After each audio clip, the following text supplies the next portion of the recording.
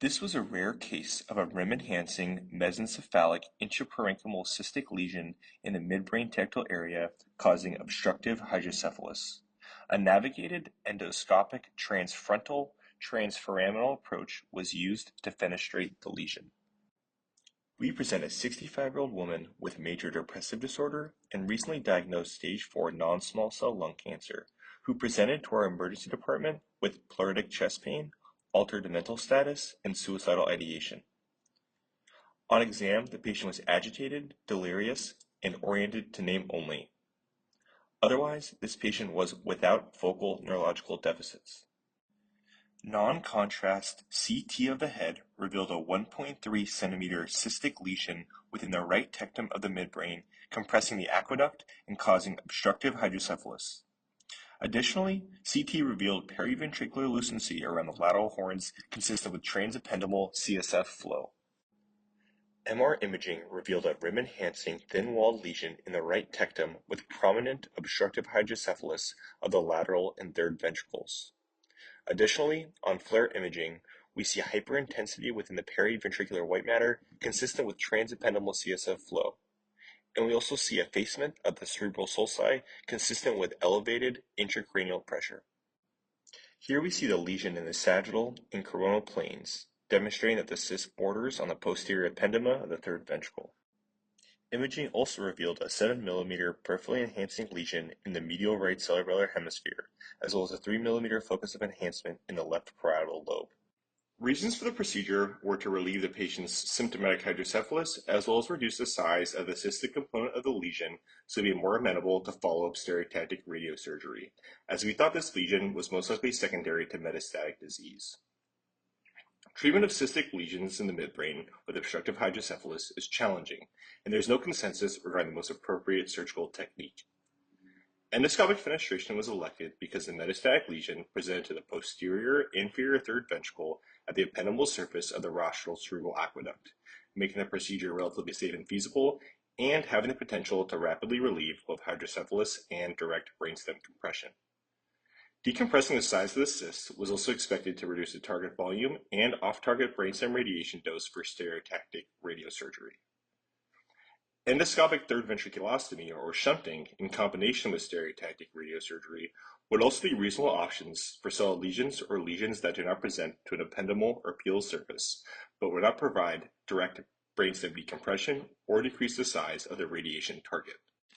Risks of fenestration include injury to the structures en route to the cyst, including the frontal lobe, fornix, thalamus, and midbrain, venous injury and bleeding, closure of the endoscopic fenestration and recurrence of the cyst, and leptomeningeal spread of our likely metastatic lung disease.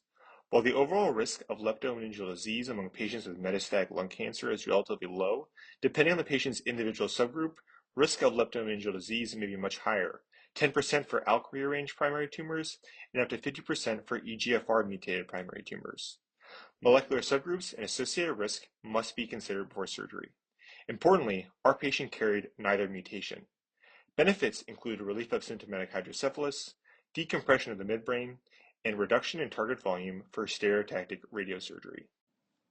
ETV or shunt would relieve obstructive hydrocephalus, but would not immediately decompress the midbrain or reduce the stereotactic radiosurgery target. Cystic lesions may also continue to expand after stereotactic radiosurgery and should be decompressed when safe and feasible.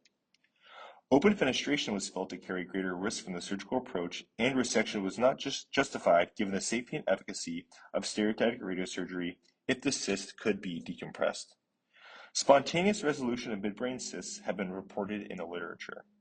However, given the high likelihood that this is a metastatic lesion, resolution or involution is unlikely. A wait-and-see approach would be inappropriate given the patient's symptoms and obstructive hydrocephalus demonstrated on imaging. The patient was positioned supine on the operating table and head fixed in Mayfield pins. Preoperative imaging was co-registered to the BrainLab frameless stereotactic navigation system.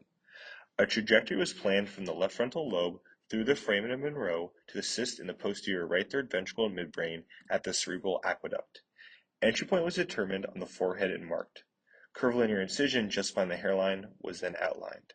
A large burr hole was performed to gain access. The dura was opened in flaps, PA cauterized, and a small corticectomy was made. Using the stereotactic navigation stylet, a 9 French introducer was passed into the left lateral ventricle. The MINOP endoscope without the port was then passed through and confirmed to be in good position by clearly viewing the foramen of Monroe. The 9 French introducer was removed and the 14 French introducer was passed as a dilator, and the endoscope was then used again to confirm proper positioning. Finally, the MINOP port and endoscope with working channel were passed down the same track.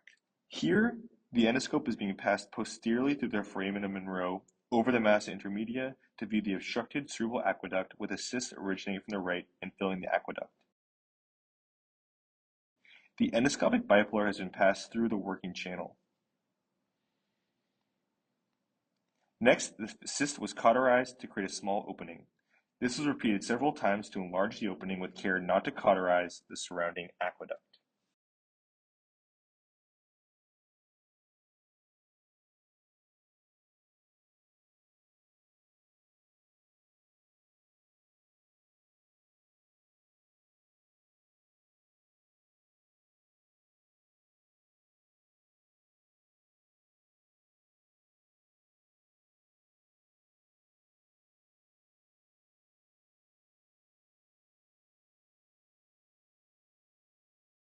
The endoscopic forceps were then passed through the working channel and used to expand the opening of the cyst.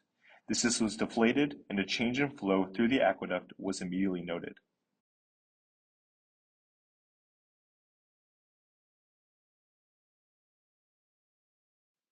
After removing the endoscope, the 9 French introducer was placed, positioning confirmed by endoscope, and an external ventricular drain was passed down to 5.5 centimeters at the brain. There have been very few reported cases of symptomatic cystic metastases of the midbrain. Most often, intraparenchymal lesions of the midbrain are low-grade gliomas. Patients with these lesions often present with palsies involving the tectile plate, the medial longitudinal fasciculus, and the superior colliculi. These include vertical gaze palsies, eyelid retraction, loss of pupillary light reflex, and ataxia. Depending on the size of the lesion, these patients also present with symptoms associated with obstructive hydrocephalus, as we see in this patient. Given the patient's history of stage 4 lung cancer and presence of multiple enhancing lesions on MRI, this midbrain cyst was thought to be most likely secondary to metastatic disease. Returning to her post-operative course, on the right we have a T1 post-contrast on post-op day 5, and on the left we have the corresponding pre-op imaging for reference. We see reduction in the size of the tectile plate lesion, previously 1.5 by 1.5 centimeters, now less than 1 centimeter in diameter. Further, we see significant interval decrease in the size of the ventricles. Now viewing the corresponding T2 imaging, we see decompression of the posterior third ventricle and reduction in the hyperintensity of the periventricular areas, indicating reduced transependymal flow. Mental status improved on post-op day 1, and the EVD was pulled on post-op day 3. On post-op day 7, the patient underwent stereotactic radiosurgery for the residual brainstem lesion as well as the cerebellar and parietal lesions. For these patients, it is crucial to monitor for clinical signs and symptoms of recurrence of hydrocephalus in the months after surgery. Closure of the fenestration, although unlikely, is possible. At 6 months post-op, she was functioning well without neurological deficits, and surveillance MRI demonstrates further decompression of the lesion and no residual or recurrent enhancement. Though there were remote lesions, as seen here in the left occipital lobe, these were treated with additional stereotactic radiosurgery.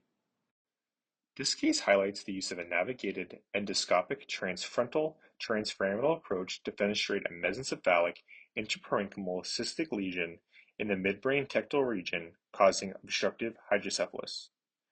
Treatment of cystic lesions in the midbrain with obstructive hydrocephalus is challenging, and there is no consensus regarding the most appropriate surgical technique. That being said, we demonstrate that this approach is safe and effective for treating lesions of the posterior inferior third ventricle at the ependymal surface of the rostral cerebral aqueduct. Further, this technique was able to both rapidly relieve hydrocephalus and brainstem compression. Thus, while ETVs and shunts may also alleviate obstructive hydrocephalus, endoscopic fenestration is uniquely able to decompress the lesion itself, allowing for reduced target radiation volume, reduced off-target effects on the brainstem, and relief of brainstem compression. However, this approach is not without risks. When considering endoscopic fenestration, Surgeons must consider risks of injury to the structures en route to the cyst, venous injury and bleeding, closure of the endoscopic fenestration and recurrence of the cyst, and, if a metastatic disease, leptomeningeal spread.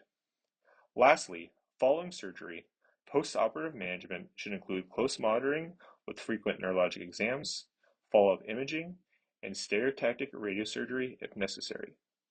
Thank you very much for listening.